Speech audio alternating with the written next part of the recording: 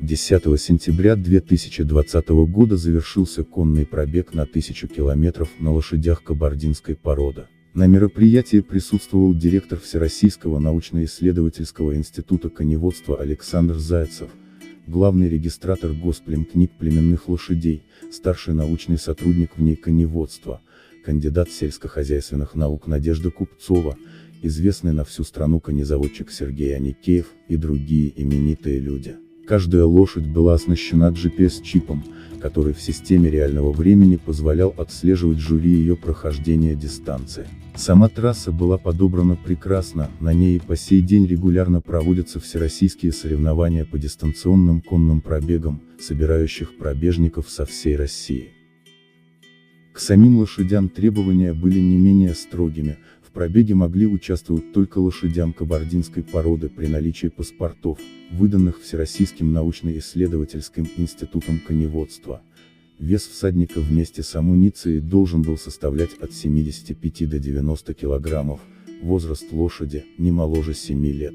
Мероприятие удалось, прохождение дистанции, а вместе с ним и рекорд были зафиксированы экспертом книги рекордов России Дубровиным, Пересвет, Александром. А о пробеге был снят великолепный фильм, впоследствии переведенный на английский, арабский, турецкий языки. 9 апреля 2021 года, в Карачаево-Черкесии, на ипподроме город Усть-Джегута прошел конный пробег, где руководитель Международного агентства регистрации рекордов Влад Копылов зафиксировал прохождение 1207 километров за 10 дней. На награждении он подчеркнул, что не знает, что за рекорд установили в соседней республике и кто это регистрировал. Никто до сих пор понять не может, что за сертификат им вручали. Лошадях карачаевской породы прошли длинный путь, и вот участников конного пробега на 1207 километров встречают жители республики, представители администрации Усть-Джегутинского района. Поздравил и вручил сертификат, подтверждающий новый мировой рекорд прохождения длинного марафона, генеральный директор Международного агентства регистрации мировых рекордов Интеррекорд Влад Копылов. Он отметил, что несмотря на неблагоприятные погодные условия, всадники смогли осилить маршрут и пройти эту длинную дистанцию.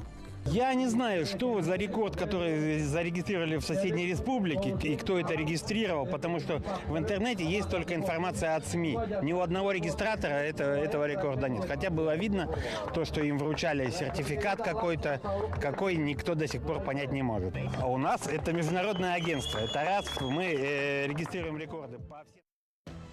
Странно, ведь сам Копылов является представителем интернет-портала регистрации рекордов, а в своем интервью он сам заявил, что для регистрации рекорда в его организации нужно лишь видео без монтажа, 3-5 фотографий и текстовое описание рекорда. В другом интервью, Копылов заявил, что установление рекорда во многом зависит от удачной формулировки поставленной цели. Наверное, в этом можно и углядеть какое-то надувательство. Но так уж устроена эта забавная отрасль.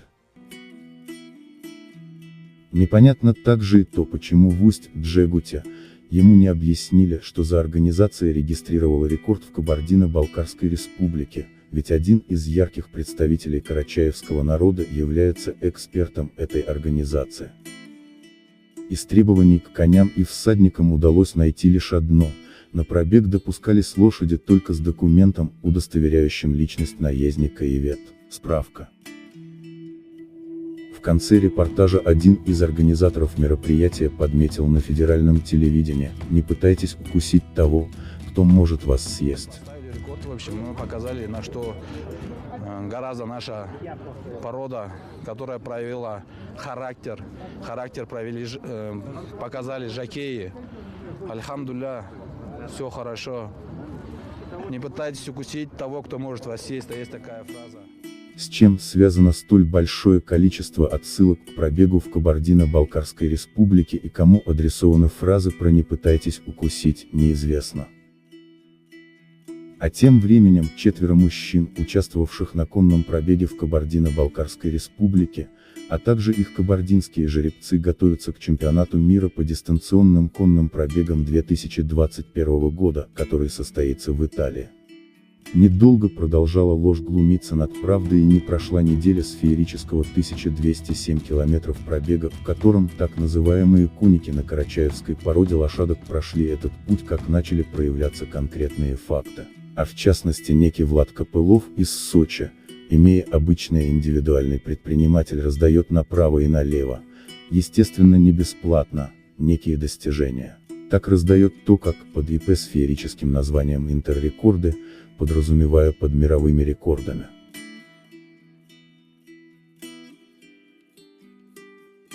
Мы можем опустить, на время, смешные и сомнительные технические моменты по проведению данного пробега, отсутствие GPS-чип позиционирования, идентификация трассы прохождения, контроль скорости лошади и так далее, сделать акцент на тех, кто проводил это действие, и понять, что это обычные дешевые проходимцы, которые не имеют никакой связи с различного рода рекордами и достижениями, даже не федеральными.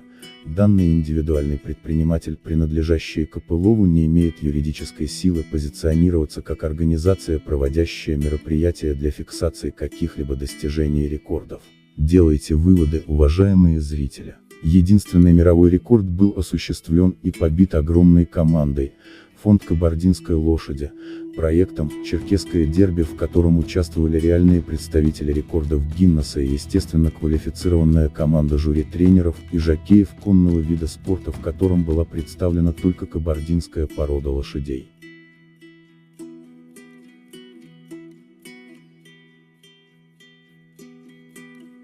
За 10 дней это круто. Когда мы ехали сюда, как-то еще не понимали, что поле, кони, как их фиксировать, как их ехал, то понятно, что технически все подготовлено на мировом уровне.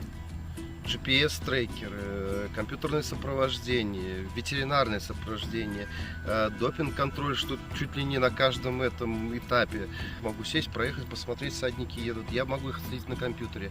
Я подхожу, смотрю здесь по номерам, то есть в каком-то смысле дотошность до мелочей, да, рекорд будет, все как есть, и все на очень серьезном высоком. По последним данным, событиями слышал эксперт книги рекордов России Дубровин Пересвет Александр, и его слова по поводу этого мероприятия. Цитирую слова Александра. «Всем доброго дня. Рекорд в Нальчике фиксировал я. Для этого я прилетел на полигон за сутки до старта, проверил всю организацию рекорда. На рекорде присутствовали сертифицированные судьи международного класса, сертифицированные ветеринары международного класса, документы которых я проверил лично. На каждом всаднике и лошади были GPS, компьютерная навигация, каждого всадника я лично пломбировал перед стартом. Я проехал несколько раз всю трассу на машине, лично проверив ее. Каждый из 10 дней я присутствовал на старте и встречал на финише. Также 2 раза в день я рандомно, не предупреждая никого, выходил на разные участки трассы и проверял наличие участников и сверял их с показаниями в компьютере, который отслеживал движение каждого участника в реальном времени, и все это транслировалось на весь мир, и я сам лично видел, как нам пишут даже из Австралии. Я фиксировал все это и выкладывал в своем инстаграме и на канале в ютубе. Вся хроника событий сохранена, и до сих пор можно посмотреть, какая лошадь, с каким всадником была в тот или иной момент. За постановкой нашего рекорда следил весь мир. И я все 10 дней находился на полигоне. Каждый день вставал в 5 утра для того, чтобы быть на старте. Теперь сравните все, что я перечислил, с организацией рекорда на этом видео, где судьи, где ветеринары, где статистика и самое главное, где эксперт книги рекордов, который 10 дней все это проверял. Кто контролировал этот рекорд, покажите мне документы, покажите статистику, покажите мне трассу, на которой все это происходило.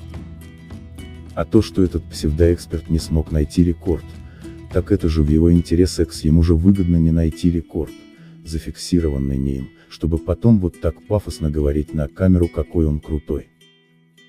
Внимание, вопрос, а где этот эксперт был все 10 дней, когда была постановка рекорда? К моему великому сожалению, люди, которые прибегли к такой регистрации рекорда, опозорили своих лошадей, а не прославили. И получили они не рекорд, а туалетную бумагу, подписанную шарлатаном. Мне очень тяжело это писать, потому что один из лучших моих друзей карачаевец. Это Марат Узденов, великий человек, и у меня много друзей в Карачаево-Черкесской республике, и я их очень уважаю. Я искренне надеюсь, что еще не раз зафиксирую рекорды в Кабардино-Балкарской республике, и также надеюсь, что все, кто захочет поставить конные рекорды, будут брать пример с организаторов кабардинского дерби. На данный момент, эта организация является эталоном. А это чтобы знали разницу между книгой рекорда и туалетной бумагой, подписанной шарлатаном.